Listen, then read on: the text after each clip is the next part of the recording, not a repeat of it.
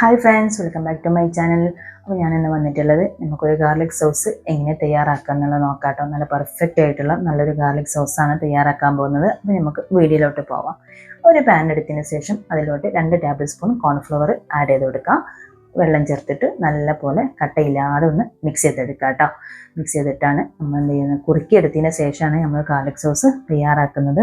Restaurant style ആണ് നമ്മൾ garlic sauce തയ്യാറാക്കുന്നത്. അപ്പോൾ നമുക്ക് എന്ത് ചെയ്യാം, നല്ല പോലെ ഒന്ന് മിക്സ് ചെയ്തിട്ട് കട്ടയില്ലാതെ ഒന്ന് കുറുക്കിയെടുക്കുക. പെട്ടെന്ന് തന്നെ നമുക്ക് കുറുകി കിട്ടും കേട്ടോ. കോൺഫ്ലവർ ആണല്ലോ, നമുക്ക് പെട്ടെന്ന് തന്നെ എന്ത് ചെയ്യാൻ പറ്റും, കുറുക്കിയെടുക്കാൻ പറ്റും. അപ്പോൾ കുറുക്കിയെടുത്തതിന് ശേഷം നമുക്ക് ആണ് യൂസ് ചെയ്യാനുള്ളത്. പിന്നെ നമുക്ക് ഇതിൽ മുട്ട ചേർക്കാത്തത് കൊണ്ട് തന്നെ നമുക്ക് എന്ത് ചെയ്യാൻ പറ്റും, ഒരു മാസമൊക്കെ നമുക്ക് ഫ്രിഡ്ജിൽ സൂക്ഷിക്കാൻ കഴിയും കേട്ടോ. മുട്ട ചേർത്തിട്ടുള്ളതാണ് എന്നുണ്ടെങ്കിൽ നമുക്കത് എന്താ പറയുക, ഒരു സ്മെല്ലും അതേപോലെ തന്നെ അതിൻ്റെ ഒരു കളർ വ്യത്യാസങ്ങളൊക്കെ നമുക്ക് വരാറുണ്ട്. അപ്പോൾ ഇത് നമുക്ക് ഒരു എയർ ടൈറ്റ് കണ്ടെയ്നറിൽ നമുക്ക് എന്ത് ചെയ്യാൻ പറ്റും, ഒരു മാസം വരെ നമുക്ക് സൂക്ഷിക്കാൻ കഴിയും കേട്ടോ. അപ്പം നല്ല കട്ടയില്ലാതെ ഞാൻ കുറുക്കിയെടുത്തിട്ടുണ്ട്. ഇനി നമുക്കത് ഒന്ന് ചൂടാറാൻ വെക്കണം കേട്ടോ. ചൂടാറിയതിന് ശേഷമാണ് ഞാനത് മിക്സിയുടെ ജാറിലോട്ട് ഇട്ടിട്ട് എന്ത് ചെയ്യുന്നത്, ബ്ലെൻഡ് ചെയ്തെടുക്കാൻ പോകുന്നത്. അപ്പോൾ നമ്മൾ കോൺഫ്ലവറിൻ്റെ മിക്സ് എത്രത്തോളം ഉണ്ട് നോക്കിയിട്ട് അതിനനുസരിച്ചിട്ടാണ് നമ്മൾ എന്ത് ചെയ്യുന്നത്, പാല് മിക്സ് ചെയ്യുന്നത് കേട്ടോ. അപ്പോൾ ഞാൻ ആദ്യം കുറച്ച് പാൽ ആഡ് ചെയ്തിട്ടുള്ളായിരുന്നു. അപ്പോൾ ഞാനത് ബ്ലെൻഡ് ചെയ്തെടുത്തപ്പോൾ എനിക്കതിന് നല്ലൊരു തിക്നെസ് ആയിട്ട് തോന്നിയപ്പോൾ ഞാൻ എന്ത് ചെയ്തു, കുറച്ചും കൂടി പാല് ആഡ് ചെയ്തെടുത്തതിന് ശേഷം ഒന്ന് സ്മൂത്ത് ആക്കിയിട്ട് എടുത്തിട്ടോ.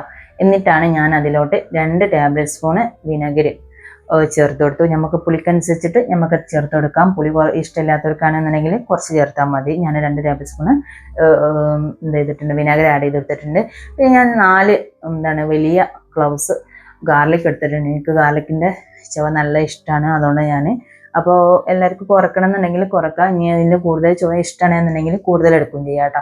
പിന്നെ ഉപ്പും കൂടി ആഡ് ചെയ്ത് കൊടുത്തിട്ട് നല്ല പോലെ ഒന്ന് ബ്ലെൻഡ് ചെയ്തെടുക്കാം. ബ്ലെൻഡ് ചെയ്തതിൻ്റെ ശേഷം നമുക്ക് എന്ത് ചെയ്യാം, സൺഫ്ലവർ ഓയിൽ ആഡ് ചെയ്ത് കൊടുക്കാം. ആഡ് ചെയ്ത് കൊടുത്തിട്ട് നല്ല പോലെ ഒന്ന് മിക്സ് ചെയ്തെടുത്തതിൻ്റെ ശേഷം അപ്പോൾ നമുക്ക് നല്ല പെർഫെക്റ്റ് ആയിട്ടുള്ള ഗാർലിക് സോസ് നമുക്ക് തയ്യാറാക്കാൻ കഴിയും. അപ്പോൾ അതിനനുസരിച്ച് ആവശ്യത്തിനനുസരിച്ചിട്ട് എന്ത് ചെയ്യാം, നമുക്ക് സൺഫ്ലവർ ഓയിൽ ആഡ് ചെയ്ത് കൊടുക്കണം കേട്ടോ. അത് നമുക്ക് അതിൻ്റെ മിക്സിയിൽ അടിക്കുമ്പോൾ എങ്ങനെ അതിൻ്റെ പെർഫെക്റ്റ് വരുന്നത് അതിനനുസരിച്ച് നമുക്ക് ആഡ് ചെയ്ത് കൊടുക്കണം. അതിന് നമുക്ക് ഇത്ര ml അല്ലെങ്കിൽ ഇത്ര ഇതെന്ന് പറയാൻ നമുക്ക് അളവ് അതിന് പറയാൻ കഴിയില്ല. അപ്പോൾ നമുക്ക് അടിച്ചതിനനുസരിച്ചാണ് നമ്മൾ അത് സൺഫ്ലവർ ഓയിൽ ആഡ് ചെയ്ത് കൊടുക്കുന്നത്. അപ്പോൾ നമുക്ക് നല്ല പെർഫെക്റ്റ് ആയിട്ടുള്ള മയോണൈസ് തയ്യാറായിട്ടുണ്ട്. എല്ലാവരും ഒന്ന് ട്രൈ ചെയ്ത് നോക്കണം. ഒരു മാസം വരെ നമുക്ക് ഫ്രിഡ്ജിൽ സൂക്ഷിക്കാൻ കഴിയും കേട്ടോ. അടിപൊളിയാണ്. ബ്രോസ്റ്റിൻ്റെ കൂടെയൊക്കെ നല്ല ടേസ്റ്റാണ്, നല്ല കോമ്പിനേഷനാണ് കേട്ടോ. അപ്പോൾ ഇതൊന്ന് എല്ലാവരും തയ്യാറാക്കി നോക്കാം.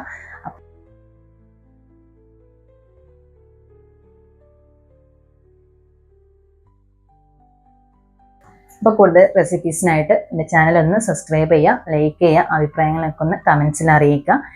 ഇഷ്ടപ്പെട്ട കൂടെ കൂട്ടണേ കേട്ടോ. Tata, bye bye.